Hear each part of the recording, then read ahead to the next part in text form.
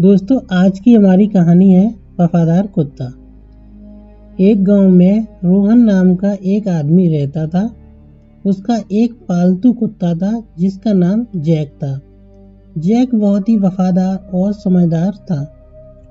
Jack Rohan से बहुत प्यार करता था, लेकिन रोहन की पत्नी को जैक बिल्कुल भी पसंद नहीं था। एक दिन रोहन किसी काम से 2 दिन के लिए बाहर गया था। रोहन की पत्नी ने जैक को घर में अंदर नहीं आने दिया और ना ही उसे खाना दिया। जैक भूखा प्यासा घर के आसपास चक्कर लगा रहा था। रात में लगभग 12 बजे रोहन की पत्नी को घर में किसी के चलने की आवाज़ सुनाई दी। वो उठकर अपने कमरे से बाहर आई तो उसने देखा कि उसके घर में 2 चोर घुस आए हैं।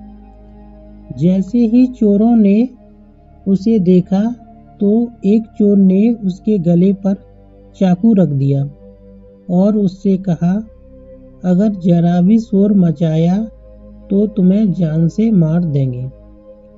फिर दूसरे चोर ने रस्सी से उसके हाथ बांध दिए और रूमाल से मुंह बांधकर उसे एक कमरे में बंद कर दिया। फिर वे चोर घर में चोरी करने लगे। रोहन की पत्नी जिस कमरे में बंद थी, उसकी खिड़की खुली थी। वो खिड़की से झांक रही थी, लेकिन मुंह बना होने के कारण वो शोर नहीं मचा पा रही थी। तभी जैक की नज़र उस पर पड़ी तो उसने देखा कि उसका मुंह बना है। जैक समझ गया कि जरूर कुछ गड़बड़ है। जैक खिड़की से छलांग मारकर घर में घुस गया और उसने रस्सी को काट दिया, जिससे रोहन की पत्नी के हाथ खुल गए। फिर जैक ने उन चोरों को काट लिया और रोहन की पत्नी ने शोर मचा दिया। शोर सुनकर आसपास के लोगों ने चोरों को पकड़ लिया और उनकी जमकर पिटाई कर दी। फिर उन चोरों को पुलिस के हवाले कर दिया। रोहन की पत्नी ने जैक को अपने गले से लगा लिया। 2 दिन बाद जब रोहन घर आया तो उसने देखा कि उसकी पत्नी जैक के साथ खेल रही है।